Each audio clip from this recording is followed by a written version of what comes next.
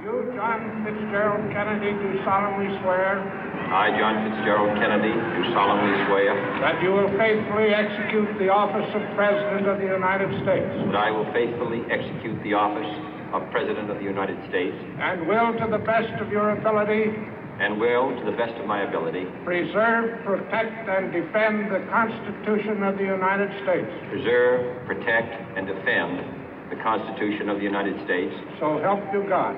So help me God.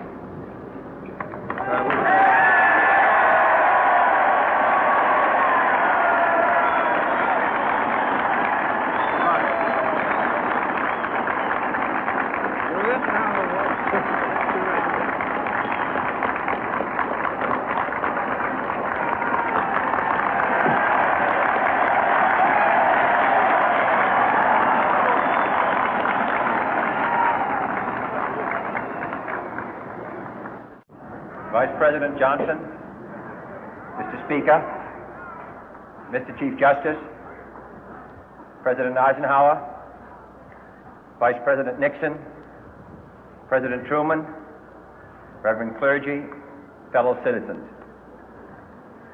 We observe today not a victory of party, but a celebration of freedom, symbolizing an end as well as a beginning, signifying renewal as well as change. For I have sworn before you and Almighty God the same solemn oath our forebears prescribed nearly a century and 3/4 ago. The world is very different now, for man holds in his mortal hands the power to abolish all forms of human poverty and all forms of human life. And yet the same revolutionary beliefs for which our forebears fought are still at issue around the globe. The belief that the rights of man come not from the generosity of the state, but from the hand of God.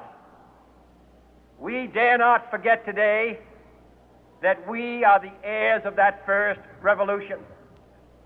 Let the word go forth from this time and place to friend and foe alike that the torch has been passed to a new generation of Americans born in this century, tempered by war, disciplined by a hard and bitter peace, proud of our ancient heritage, and unwilling to witness or permit the slow undoing of those human rights to which this nation has always been committed and to which we are committed today at home and around the world.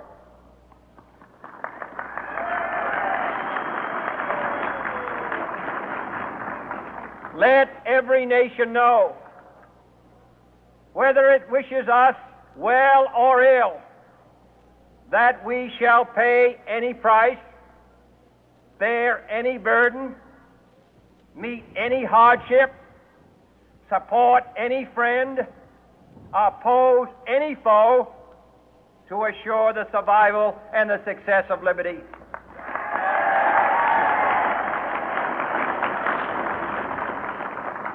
This much we pledge and more.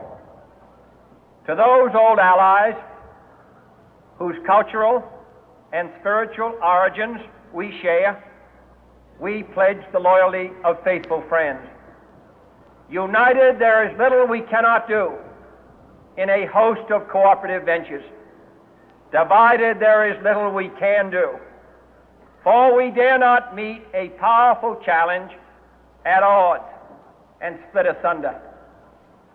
To those new states whom we welcome to the ranks of the free, we pledge our word that one form of colonial control shall not have passed away, merely to be replaced by a far more iron tyranny.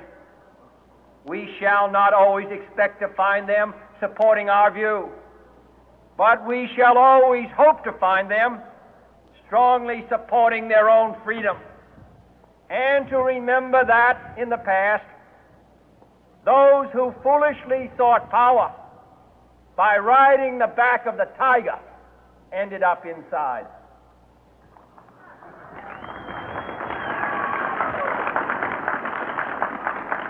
To those people in the huts and villages of half the globe struggling to break the bonds of mass misery, we pledge our best efforts to help them help themselves for whatever period is required, not because the communists may be doing it, not because we seek their votes, but because it is right.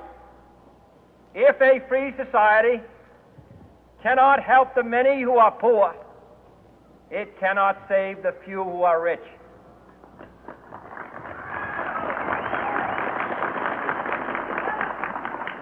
To our sister republics south of our border, we offer a special pledge to convert our good words into good deeds, in a new alliance for progress, to assist free men and free governments in casting off the chains of poverty. But this peaceful revolution of hope cannot become the prey of hostile powers. Let all our neighbors know that we shall join with them to oppose aggression or subversion anywhere in the Americas. And let every other power know that this hemisphere intends to remain the master of its own house.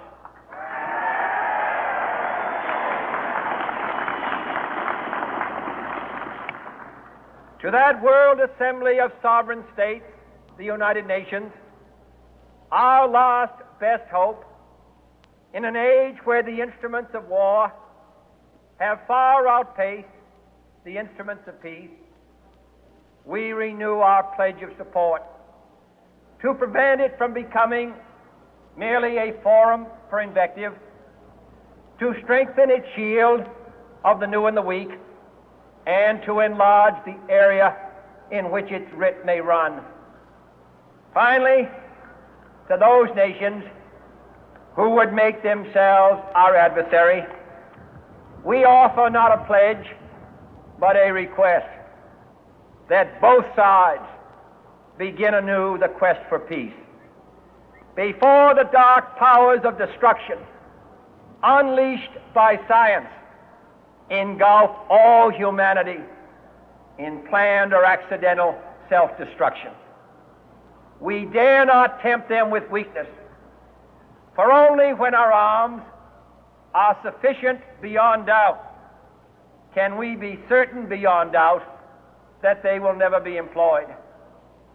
But neither can two great and powerful groups of nations take comfort from our present course, both sides overburdened by the cost of modern weapons, both rightly alarmed by the steady spread of the deadly atom, yet both racing to alter that uncertain balance of terror that stays the hand of mankind's final war. So let us begin anew, remembering on both sides that civility is not a sign of weakness, and sincerity is always subject to proof. Let us never negotiate out of fear, but let us never fear to negotiate.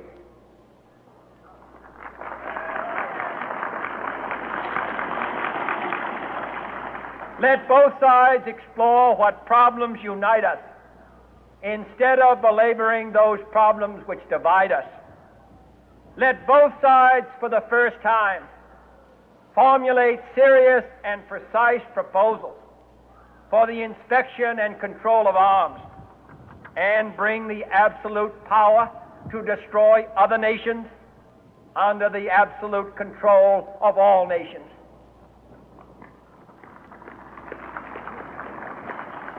Let both sides seek to invoke the wonders of science instead of its terrors.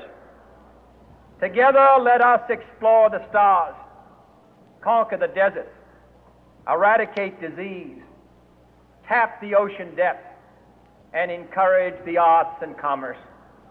Let both sides unite to heed in all corners of the earth the command of Isaiah to undo the heavy burden and let the oppressed go free.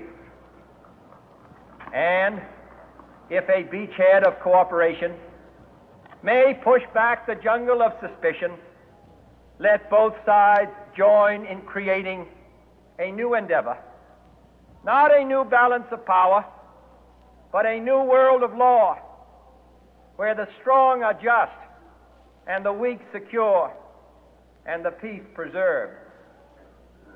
All this will not be finished in the first 100 days, nor will it be finished in the first 1,000 days, nor in the life of this administration, nor even perhaps in our lifetime on this planet.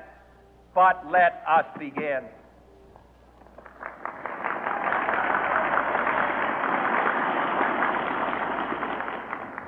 In your hands, my fellow citizens, more than mine, will rest the final success or failure of our course.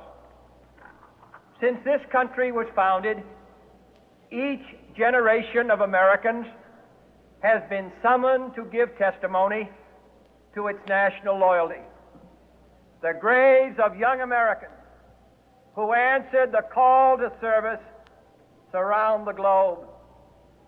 Now the trumpet summons us again, not as a call to bear arms, though arms we need, not as a call to battle, though in battle we are, but a call to bear the burden of a long twilight struggle, year in and year out, rejoicing in hope, patient in tribulation, a struggle against the common enemies of man, tyranny, poverty, disease, and war itself. Can we forge against these enemies a grand and global alliance, north and south, east and west, that can assure a more fruitful life for all mankind? Will you join in that historic effort?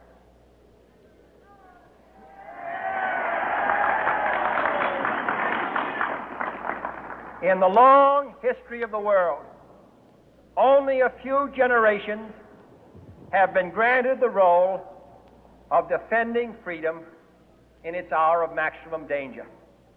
I do not shrink from this responsibility. I welcome it.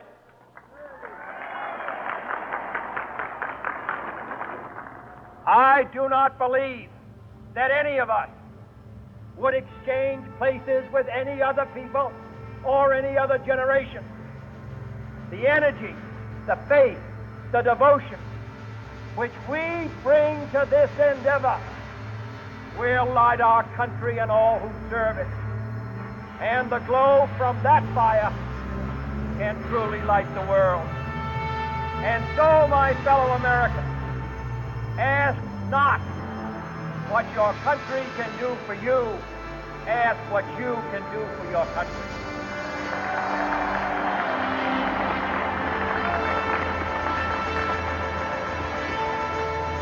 My fellow citizens of the world, ask not what America will do for you, but what together we can do for the freedom of man.